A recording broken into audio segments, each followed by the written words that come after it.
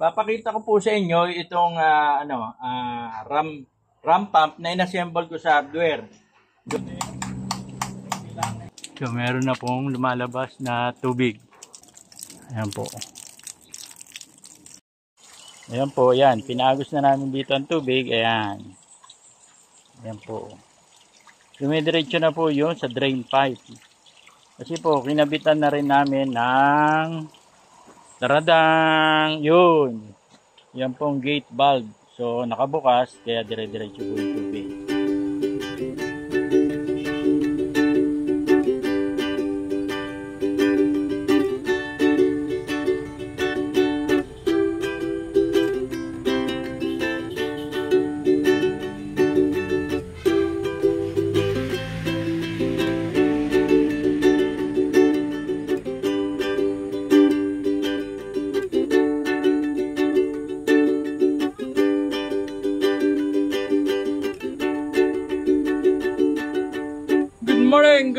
Good morning people, mga kasaka. Excited na po ako na ibagi sa inyo yung bago kong project. Ito po yung RAM pump. Ang RAM pump po ay matagal na po itong technology na ginagamit sa ibang bansa, especially po sa Amerika. At ang kagandahan po nito, hindi po ito gumagamit ng kuryente. Free energy, ika nga. Yung pong tubig ay kaya pong pakyatin mula doon sa mababang lugar papunta sa mataas na lugar. Bakit ko po ba naisipan na gawin ang project na ito?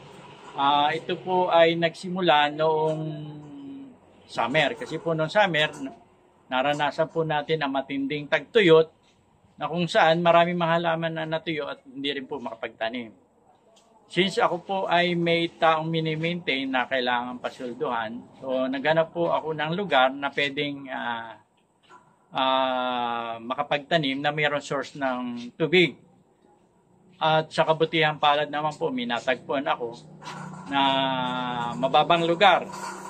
Ito po ay, ang lugar po ito ay Burol.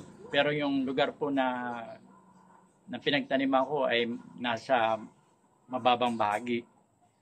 At yun nga po, ito na nga po yung tinaniman ko ng pipino na ina-harvest ko ngayon. So, isa po yung naging problema ko lamang dito sa area na ito ay daanan po ito ng tubig, waterways. At ito nga po ay na-experience namin nung bagyong Aghon na kung saan yung pong tanim namin ay tinamaan ng baha. Yun nga lamang po, sa kabutihan pala, nag-survive naman.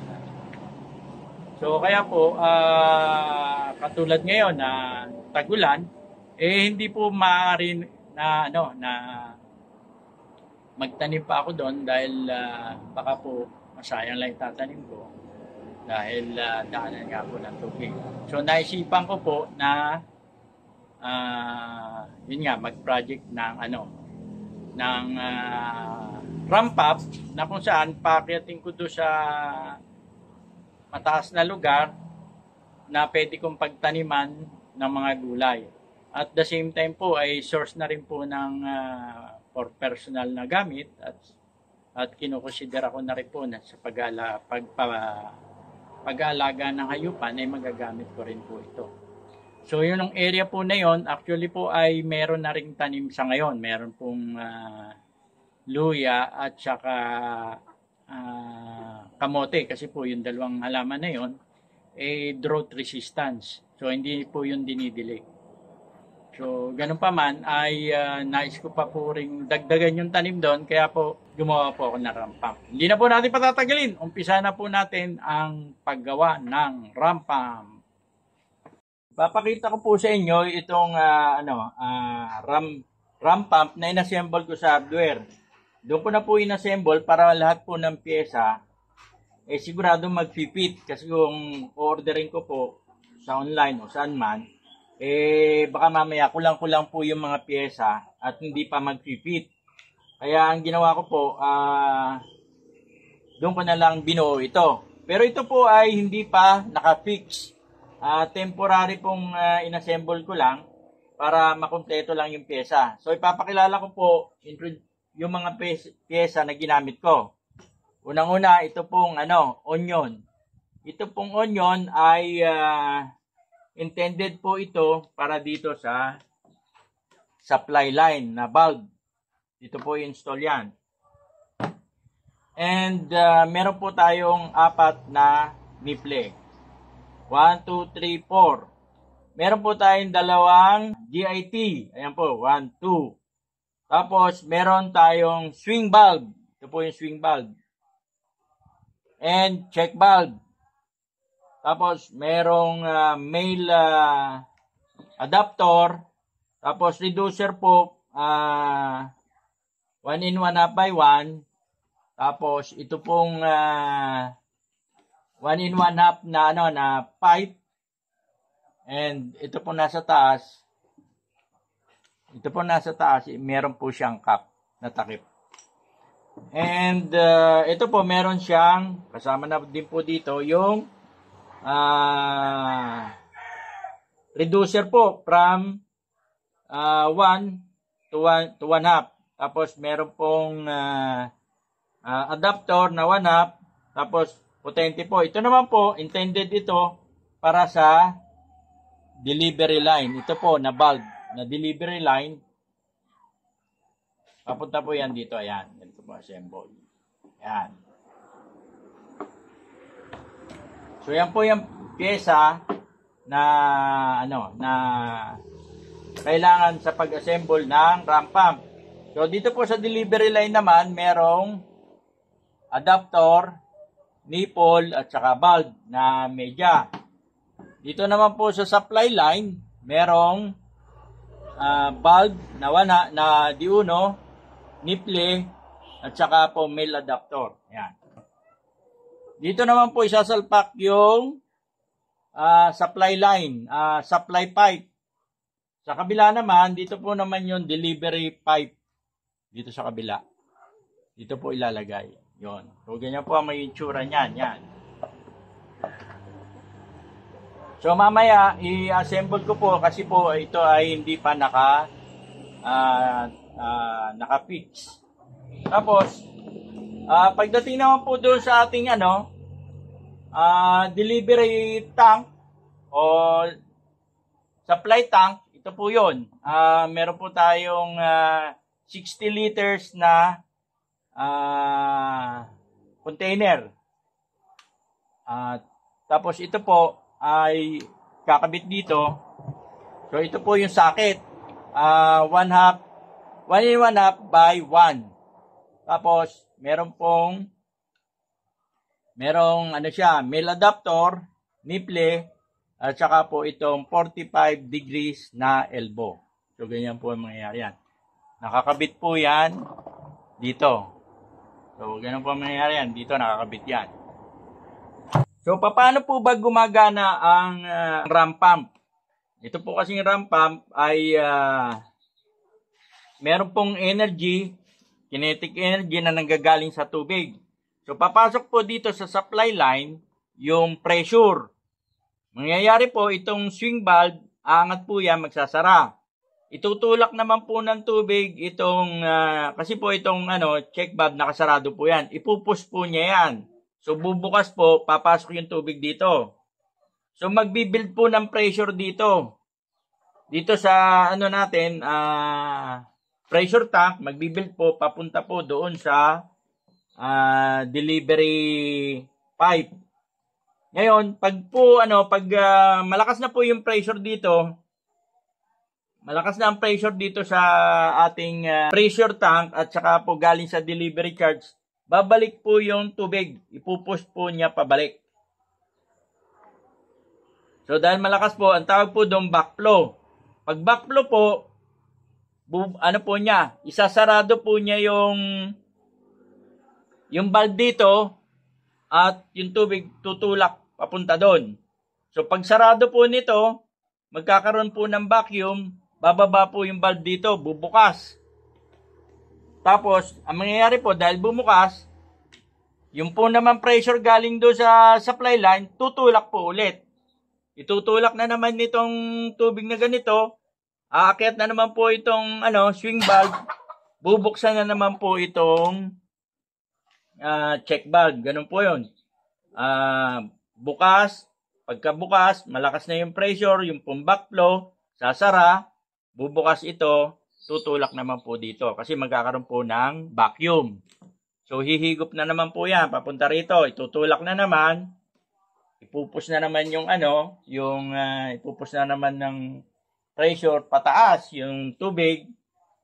Ngayon, babalik na naman po, magkakaroon ng backflow, sasara, hindi po makakadiretso yung tubig, magkakaroon po ng vacuum, sisingaw, bababa yung swing valve, at papasok na naman po yung tubig galing po dito sa supply line. So, ganun po yun. Sarado, bukas, dahil sa backflow, magbubukas, ito po ay magsasarado, ito naman ang bubukas. So, kaya po nangyayari, parang nagpapump po siya, sarado, bukas. Para pong konsepto ng nagpapump. Ganun-ganon po siya, gaganon-ganon.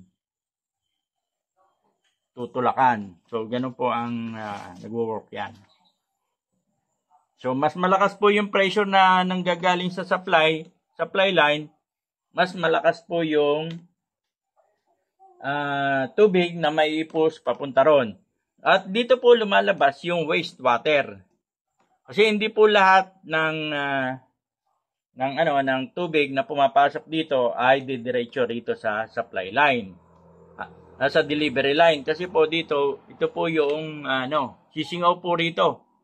Lalabas po dito yung wastewater. Kaya maliit na lamang po ng porsyento nung tubig na pumasok ang pumupunta doon kasi po marami pong lumalabas dito kasi kada bukas po niyan lalabas yung tubig, and pag nagsara didiretso rito sa kabila. Pag bumalik, nagkaroon ng backflow, bababa po yung valve, sisingaw na naman, itutulak na naman po ng pressure galing sa supply line. So, ganun po siya nagwo-work. Mag-assemble na po tayo dito sa para sa supply tank.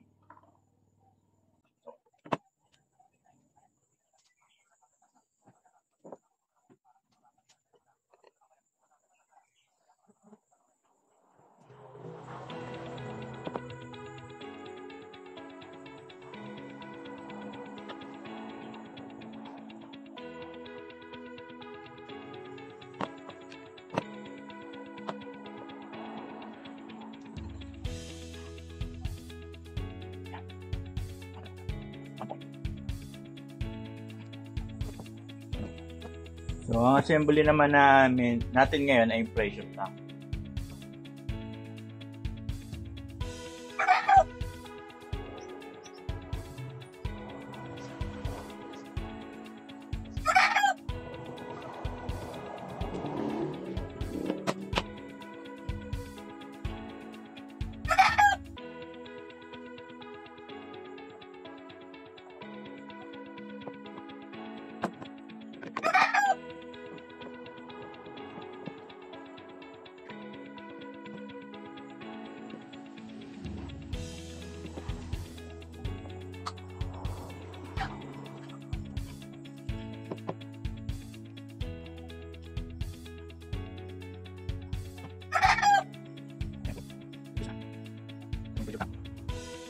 Ngayon naman po yung gate valve na diuno.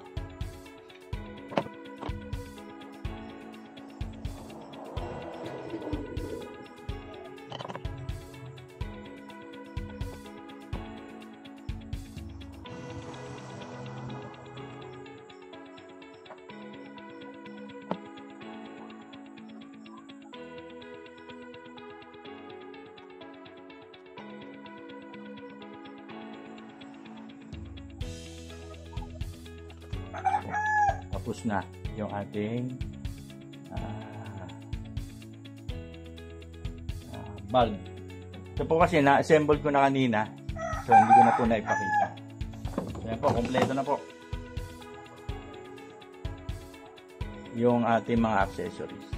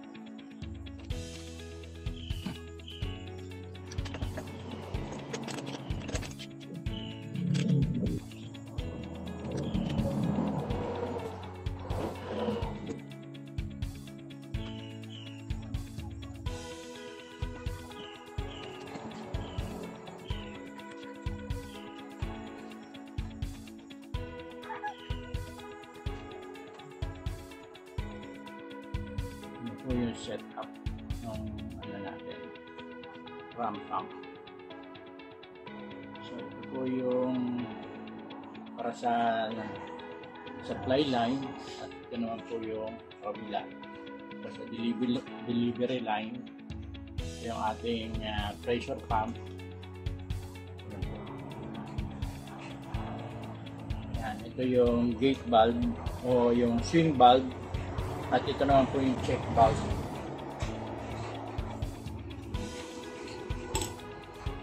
So, yeah. Tama ang araw.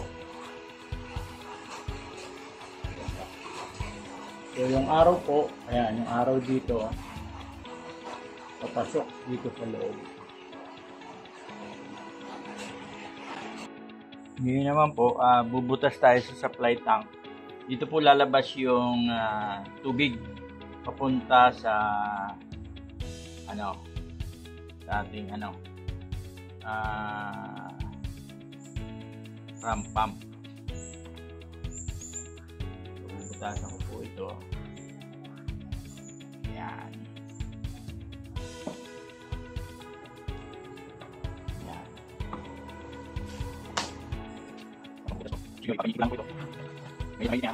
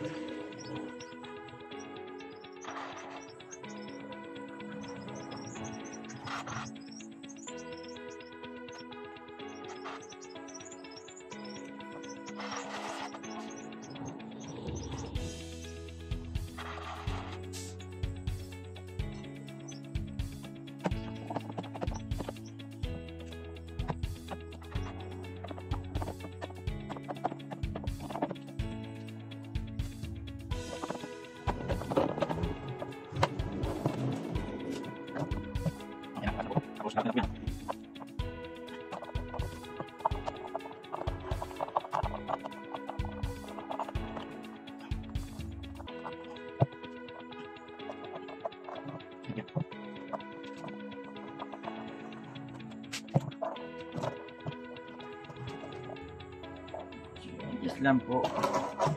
Adjust natin. Ayan. Ayan po, adjust na. Adjust na. Baba na. Diretso lang. Ayan. Okay. Tapos, ilalak na po sa loob.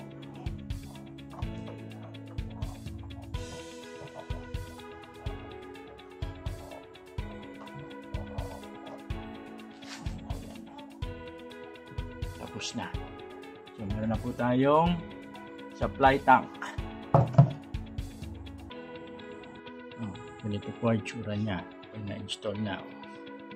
Tapos ang loob po, ganyan na itsura. Ayan. Ayan po sa loob niya. Tetest po natin kung may leak. Yan po natin ang tubig.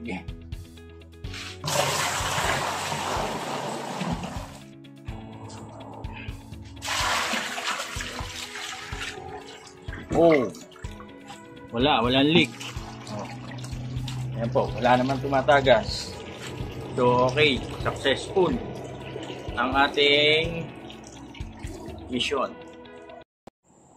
So ngayon naman po gagawa po tayo ng strainer. Dito po papasok yung tubig, yung raw water, papunta doon sa delivery tank. So pagpasok po sa delivery tank, na ano na po, na filter na yung tubig. So ito po yung filtration system natin. So ito pong butas na gagawin ko, ito yung butas na papasok doon sa ano po, doon sa delivery tank.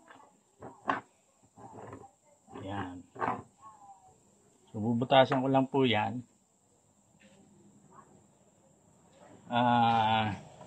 Bubutasan ko lang po yan gamit po itong blowtorch at kutsilyo.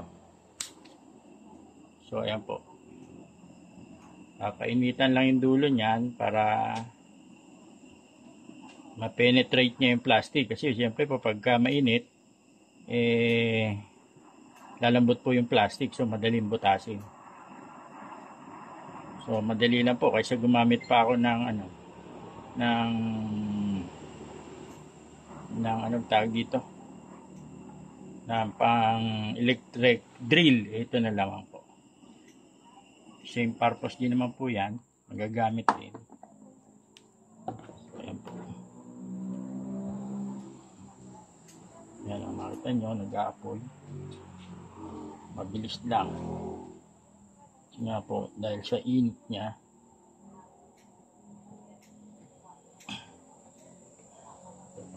Ayan kayang butasin.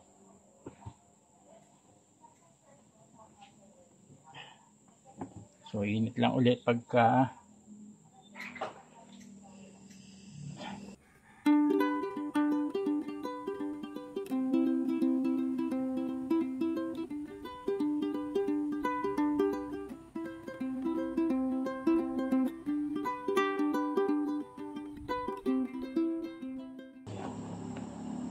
yan po papasok ito. Yung palabas, papunta po ito sa delivery tank.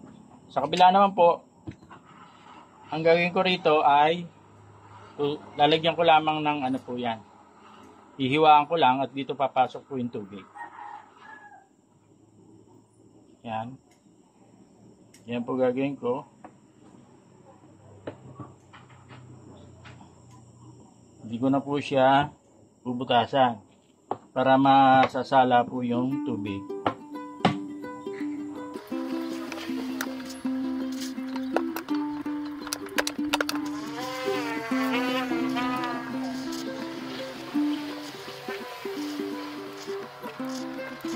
So yun po mga malaking particles hindi makakapasok dito kasi po pinong-pino yung butas.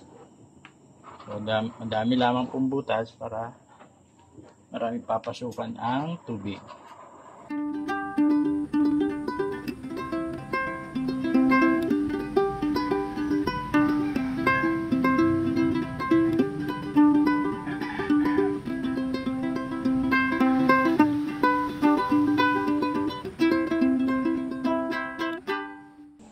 Pakita ko lang po sa inyo yung strainer na ginawa ko. Ayan. Kasi dyan po papasok, pinakikita ko lang yung volume ng tubig na papasok dyan, kung gaano kadami. Ayan po. Pero pinong-pino yan. So pag puno na po yan, hanggang dito sa taas yan, pag puno yan, ang daming tubig na yan. So marami makakapasok na tubig na siya naman lalabas doon sa kabila. Yung po mga maduduming mga dahon, mga kung ano-ano, hindi po makakapasok dito dahil maliit lang yung butas. So, pakita ko nyo, yan o. Pag ginanyan ko po yan, yan po yung volume. So, ang laki ng volume na tubig na papasok. Ganyan po yan o. So, napakaganda pong strainer nito. Yan, tapos, dito naman po lalabas sa kabila yan. Pag napuno na po yan, ito naman. Ayan. Yan po mangyayari niyan. So, ito po ay nakalubog sa putik. Sa tubig. Nakalubog po ito sa tubig. Parang pinakang dam. Ito na po yung pinakang dam. Ayan po lalabas. Ito naman, papasok po doon sa dito. Yun po ang mangyayari niyan. So, baka dito ko po ilagay yan. O kaya din eh. Yan. Yan. Dito po medyo nakataas yung ganyan. Pag ganito. Itong taas nito, ka-level nito. So, lalabas po yung butas nito nandito sa lugar na to. Ayan. Bubutasan ko na rin po itong isa.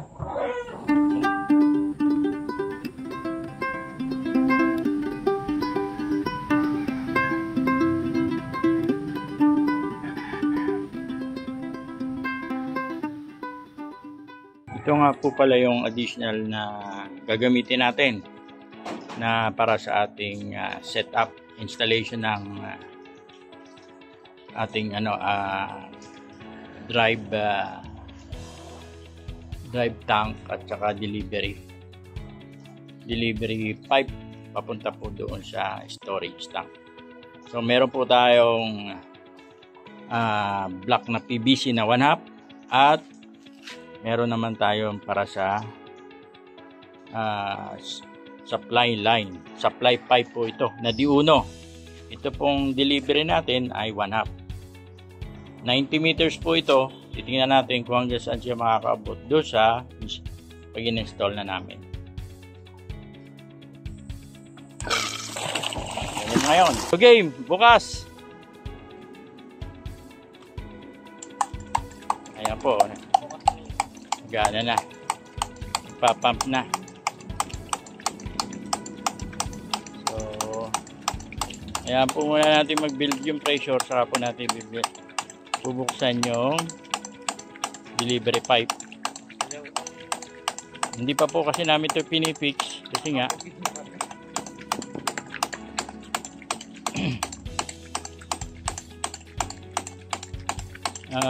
dahil hindi naman tinetest lang po ito kaya ganito yung setup pa. Tubig galing pa lang po sa tubig po ito galing lang sa gripo.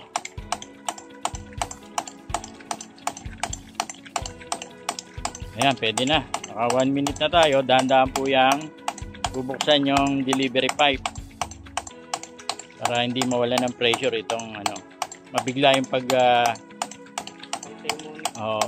paunti-unti lang po yan.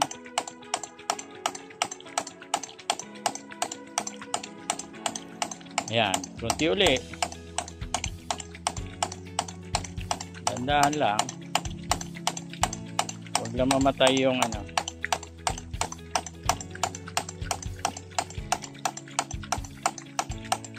malakas pa. Konti pa. Malakas eh. Ayan. Diretso pa po. Mina yung pressure. Ayun, mina. medyo nilakasan ko po yung bukas tayo. Kaya pala kaya nabigla. Dapat dahan-dahan talaga eh. Malaki yung Napalaki yung bukas. Kapag na umihina yung pressure. Ayan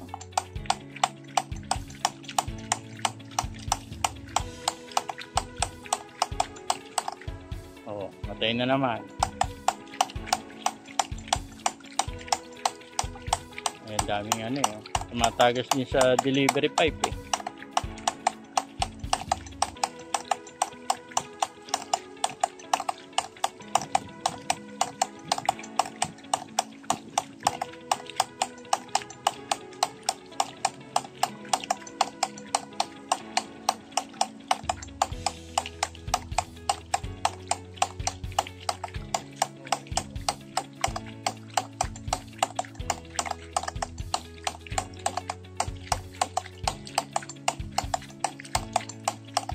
So, titingnan po natin sa taas kung meron ang umakyat na tubig.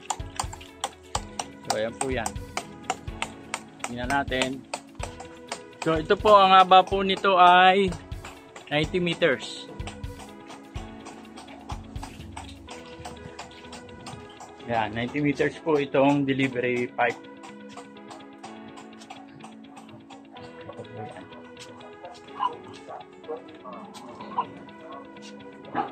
So wala pa. Wala pa rin po. Hindi pa nakakarating yung tubig. So, wala pa. Wala pa laman.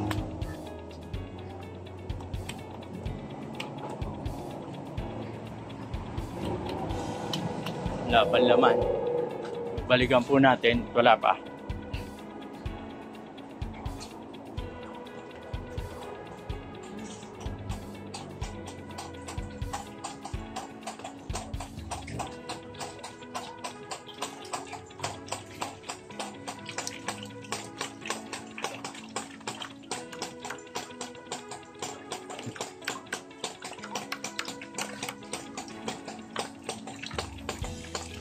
Medyo lakasan mo ng konti.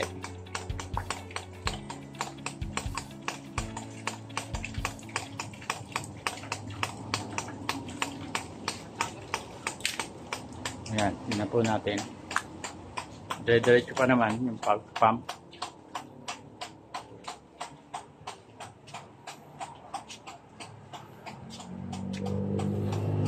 So, magpa 5 minutes na po tayo simula ng buksan. Ayun. Ayan po, yan o. Makikita nyo, yan. Ayan po, o. Nakadiretso na yung tubig. Ayan. Pumapatak na po siya. So, meron na pong lumalabas na tubig. Ayan. Ayan po. Ngayon, i-measure po natin ito. Kung ano yung flow rate po nito. Yan. So ang height po nito ay nasa 30 feet. Mula po doon sa source. Doon sa water, doon sa doon sa ramp pump. So yan po yan, oh. Balik tayo. Okay na, successful. Napakyat natin ng 30 feet. Hindi ka pa po tinatodo. Todo mo na. Todo mo na. Okay. Diretso na, ano? Kasi umakyat na eh. So, itetest po natin yung 20 liters na, na bucket. Kung gano'ng katagal siya, matunog. So, yan, wala naman.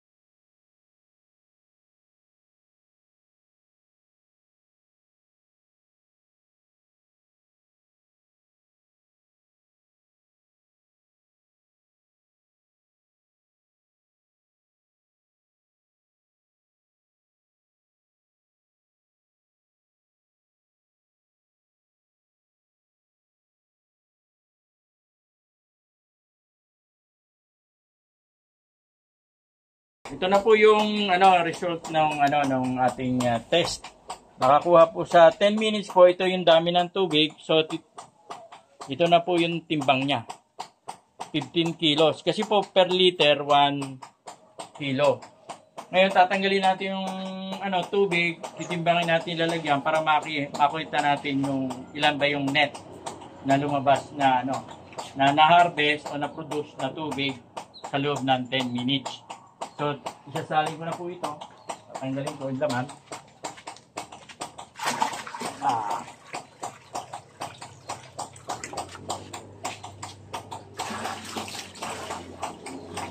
$15 point, 1. 15.13. So, tanggalin po natin ito. 746. Para 10.4 liters per 10 minutes. So, times 6 po yun. Diba? Times 6. Kasi sa loob ng isang oras, 60 minutes po ay i-multiply po natin yung 14.4 times 6. So, 6 times, mga 85 more or less. Mga 85 liters po per hour. Times 24. Aba, marami-rami na rin. 24. Mga nasa 2 cubic na rin. Mga 2,000 liters.